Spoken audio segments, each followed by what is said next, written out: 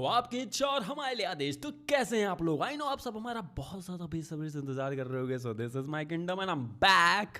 आज की जो सक्सेस स्टोरी हम आप सबके साथ शेयर करने वाले हैं, ये बहुत ज्यादा मोटिवेशनल इंस्पायरिंग है, क्योंकि इन्होंने एग्जैक्टली जैसा स्क्रिप्टिंग में लिखा था ना, एग्जैक्टली जिसका नाम लिखा था, एग्जैक्टली जो टाइम लिखा था, एग्जैक्टली जो सिनेरियो लिखा था, एग्जैक्टली सेम हुआ। और ये शॉक हो गई कि हुआ कैसे। एक्चुअली ये लिस्ट में अपना नाम चाहती थी, उसी को इन्होंने रिवाइज किया। इस वीडियो में मैंने क्वांटम स्क्रिप्टिंग को एक्सप्लेन किया है कि एग्जैक्टली इन्होंने कैसे मैनिफेस्ट किया, एंड आप भी कर सकते हो। और एग्जैक्टली किन किन बातों का ध्यान रखना है वाइल मैनिफेस्टिंग। एंड जो लोग भी कहते हैं मेरी मैनिफेस्टेशन नहीं हो रही, हम अफर्मेशन कर रहे हैं पर हो नहीं रहा है, क्या गलती कर रहे हैं, कहाँ गलती हो रही है, सब पता चलेगा। हमने उन लोगों के लिए ना, आप सब के लिए कुछ स्पेशल आखिरी में बोला है, लेते हुए जाना। ये सक्सेस स्टोरी मेरे स्लोगन पर पूरी तरीके से फिट बैठती है कि अगर प्रॉब्लम से बड़ी जिद बन जाए होगा कैसे नहीं, करके मानेंगे। हेलो सर, फाइनली मेरा रिजल्ट रिवाइज हो गया है। जो लिखा था ना मैंने, जिस फ्रेंड का नाम लिखा था ना कि वो लिस्ट भेजेगी, sir I was shocked for a moment. जो टाइम मैंने अपनी स्क्रिप्टिंग में लिखा था ना, वही टाइम, एंड देन मैं म्यूज़िक सुन रही थी एंड मैंने अपनी फ्रेंड का नेम मेंशन किया था कि उसने मेरे पास पीडीएफ भेजी है। And so I was shocked. बिल्कुल एग्जैक्ट सिनेरियो बना। मैं गाना सुन रही थी शाम को जब उसने मेरे पास नोटिफिकेशन की पीडीएफ भेजी। सर मैं पागल हो गई थी खुशी से। थैंक यू सर, फाइनली इसीलिए मैंने आपसे सेशन लिया था and it's done. Thank you for sharing your success story. इन्होंने एग्जैक्टली जो भी कुछ मेंशन किया, एग्जैक्टली वैसा ही मैनिफेस्ट हुआ। Exact name, exact scenario, exact time, exactly वो क्या कर रही थी, सब कुछ। Yes, scripting is the best way to express yourself. And scripting में आप मल्टीपल चीजें मैनिफेस्ट कर सकते हो। आप जैसे चाहो वैसे उसे रिक्रिएट कर सकते हो, और चाहो तो कुछ भी अपनी लाइफ में क्रिएट कर सकते हो। वैसे तो मैंने कई सारी वीडियो में एक्सप्लेन किया है कि आखिर क्वांटम स्क्रिप्टिंग करी कैसे जाती है, तो चलो इस वाली वीडियो में भी आपको बहुत ज्यादा क्रिस्प एंड क्लियर एक्सप्लेनेशन दे देता हूं, ताकि आपका टाइम भी ना वेस्ट हो और आपको नॉलेज भी पूरी मिल जाए। पॉइंट नंबर 1, सबसे पहले अपना गोल डिसाइड करो कि आपको मैनिफेस्ट क्या करना है अपनी लाइफ में, या फिर किसी चीज को रिक्रिएट करना है या रिवाइज करना है। नाउ सेकंड पॉइंट, अब एक टाइम डिसाइड करो कि कब आपको लिखना है, एंड पर डे उसी टाइम पे आपको लिखना है। वैसे आप लिख किसी भी समय सकते हो। अब टाइम भी कोई लिमिटेशंस नहीं है कि कितने वक्त तक स्क्रिप्टिंग करनी है। अब देखो यहाँ पे तो टाइम फ्लेक्सिबल है, कोई ऐसा नहीं कि सिर्फ एक समय पे आप स्क्रिप्टिंग करोगे तभी मैनिफेस्ट होगा, या फिर नहीं कर पाए 5 मिनट भी इधर उधर हुआ तो नहीं होगा, ऐसा कहीं कुछ नहीं है। बस क्या सीन है कि जब आप एक टाइम पे करते हो तो वहाँ डिसिप्लिन मेंटेन होता है, बाकी फ्लेक्सिबिलिटी तो रहती है कि आप कभी भी कर सकते हो। ओके, अब यहाँ पे समझना मैंने आपको क्यों बोला कि आप एक फिक्स्ड टाइम पे लिखो, क्योंकि सबसे पहले तो एक डिसिप्लिन मेंटेन होगा, प्रोकास्टिनेशन नहीं होगा। ठीक है। सेकेंड चीज़ ये है कि जब आप एक समय पे लिखते हो तो ब्रेन पहले से रेडी हो जाता है कि इसी वक्त पे लिखना है, तो थॉट्स ऑटोमेटिकली आने लगते हैं। जिस तरीके से आप स्कूल्स में आपने लंच देखा होगा, ऐसे तो आपको सारा दिन भूख नहीं लगती, लेकिन एग्जैक्टली उसी समय पे क्यों भूख लगती है आपको automatically? Just because of brain की कंडीशनिंग हो जाती है। इसलिए साइकोलॉजी में इसे कहते हैं क्लासिकल कंडीशनिंग।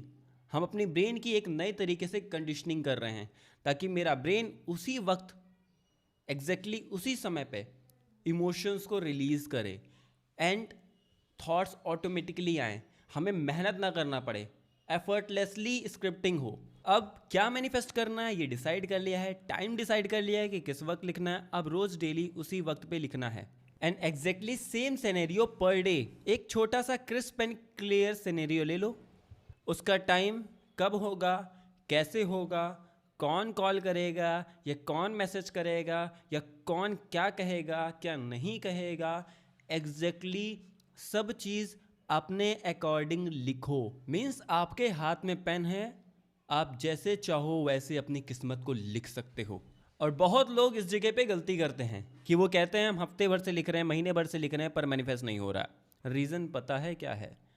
आप लिख तो रहे हो, बट क्या है कि जो लिख रहे हो उस पर आपको भरोसा नहीं है, आप मन से मानते हो कि यही वो रियलिटी है और ऐसा ही होने वाला है। आपके मन में कुछ है and you are not faithful with your assumption, you are not faithful with your scripting, okay, या फिर you are not faithful with your visualisation और अफर्मिंग। जो भी चीज़ आप कर रहे हो उसमें आप फेथफुल नहीं हो, आप खुद के साथ डिवोटेड नहीं हो। अगर आप खुद के साथ लॉयल ही नहीं हो तो ये कैसे एक्सपेक्ट कर सकते हो कि रियलिटी आपके साथ लॉयल हो सकती है। मीन सिचुएशन और सर्कमस्टेंसेस जैसे भी हों, कुछ भी आपको 3D दिखाए, you have to be faithful with your assumption, you have to be loyal.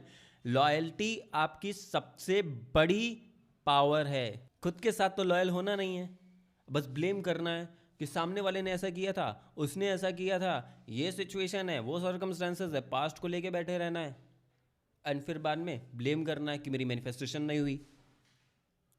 कैसे होगी? आस्क योरसेल्फ, क्या आप लॉयल हो? आप खुद इस बात को बोल रहे हो कि मेरी मैनिफेस्टेशन नहीं हुई है पूरी, तो आप ऐसा कैसे कह सकते हो कि आप लॉयल हो? जिस दिन आप अपने अजम्पशन के साथ लॉयल रहना सीख गए, समझ लेना कि आपकी मैनिफेस्टेशन होना स्टार्ट हो गई आपके फेवर में।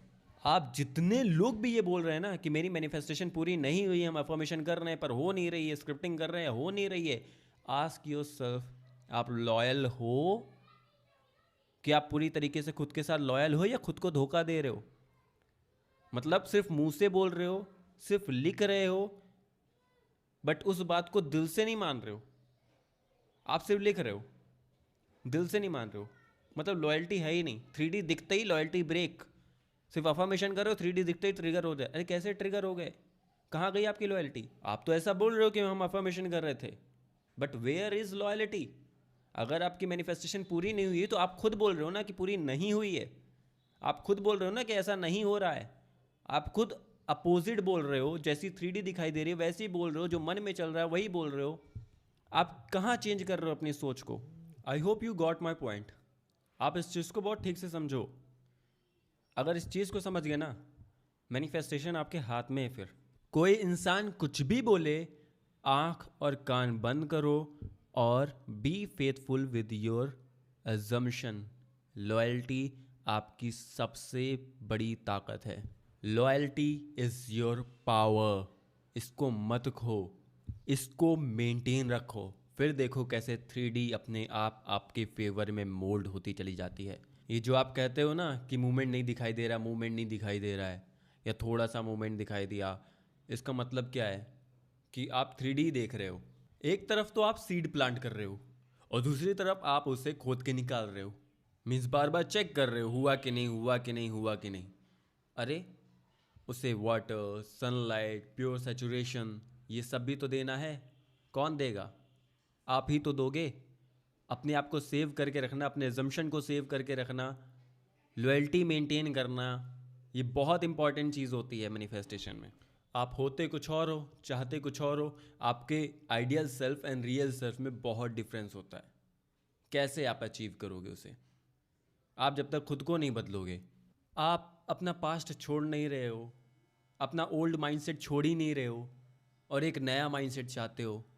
जब तक आप अपने ओल्ड माइंडसेट को नहीं छोड़ोगे, अपने पास्ट को नहीं छोड़ोगे, तो आप ऐसे आगे कैसे बढ़ोगे? हम आपको कोई मोटिवेट नहीं कर रहे हैं, हम आपको समझा रहे हैं। ये बहुत प्रीमियम नॉलेज है। मेरी लाइफ लग गई इस चीज़ को सीखने में, इतनी प्रीमियम है। सेल्फ एक्सपीरियंस, मैंने क्या मिस्टेक की, कैसे मैंने सीखा इसे, उस नॉलेज को दे रहे हैं हम। I hope you understand what I am trying to tell you. क्यों ज़्यादा सीरियस हो गए क्या? एक प्यारी सी स्माइल दो। सो थैंक यू मुझे इतना ज़्यादा प्यार देने के लिए। I know you people love me from bottom of your heart. I love you all.